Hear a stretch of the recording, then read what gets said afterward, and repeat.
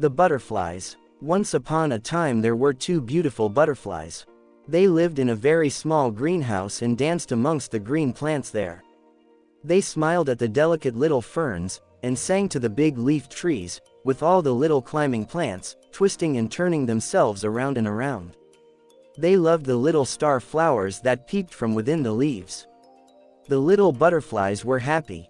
For a long time, the little butterflies were so busy, growing and dancing and singing, that they did not notice what was on the other side of the glass. Then one day, they happened to be sitting quietly on a leaf, when they suddenly saw out of the window a beautiful garden, full of flowers of every color.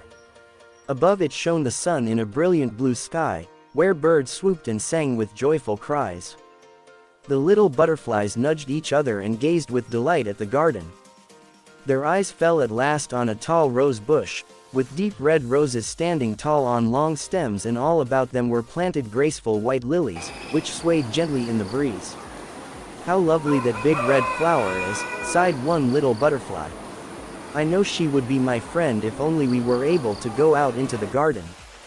"Yes," murmured the second little butterfly very dreamily. "If only we were free to dance amongst the blossoms. I would dance all day, and when the dear sun went to sleep I would curl up inside one of those beautiful white flowers. I would feel very safe with her to care for me. We have loved it in our little greenhouse.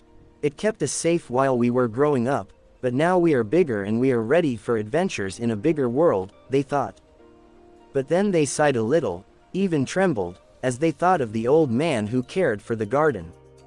They were very shy little butterflies, and they thought him very fierce. They had heard him shout at the birds, shake his fists and stamp his feet. "Leave my strawberries alone," he would cry. They didn't know what strawberries were, but they were frightened by his anger. So whenever he opened the door and came into the glass house, they stayed very quietly under a leaf and watched until he was gone. But it meant they could never go into the garden. They were too frightened of what might happen. The two little butterflies thought about the beautiful garden they wanted to visit so much, and then about the fierce old man, and they cried and cried and cried. Their friend, the little striped bee, who visited them from the garden, tried to reassure them and told them the old man was not really so fierce and that they really should be brave, but the little butterflies only cried all the more. They were so busy crying that they did not notice the old man come up to the glass house and open the door. They did not see the old man come up to the place where they were sitting. Suddenly they heard him ask, ever so gently, "What is the matter, my little butterflies?" They felt very small and frightened. In fact, they were so busy being frightened, that they did not see his loving look or hear the gentleness in his voice. However, they looked at each other and thought alike to themselves, as they often did because they were such very good friends, that perhaps they should take the bee's advice and be brave, if they ever wanted to go into the beautiful garden. So one little butterfly took a deep breath, stood up very tall and answered the old man, "We were born in your glass house and we have been very happy here, but now that we are bigger, we want to go out into the garden. Please." The second little butterfly nodded her head very vigorously.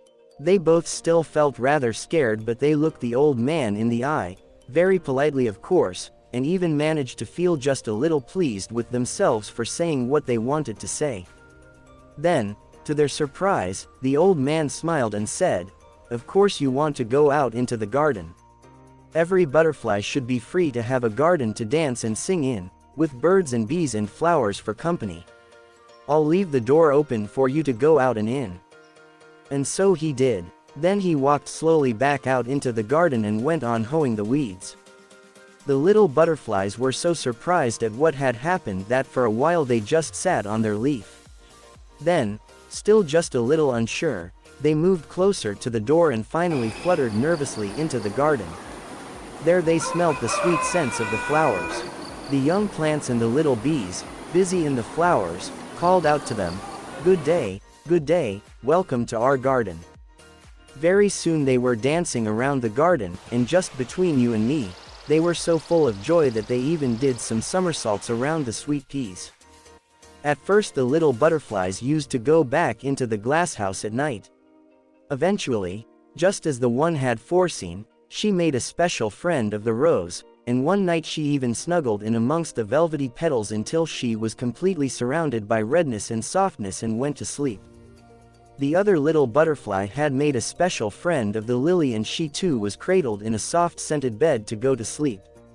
And there amongst the plants in the greenhouse and the flowers in the garden, the two little butterflies lived with much happiness, and are still living now, for all I know.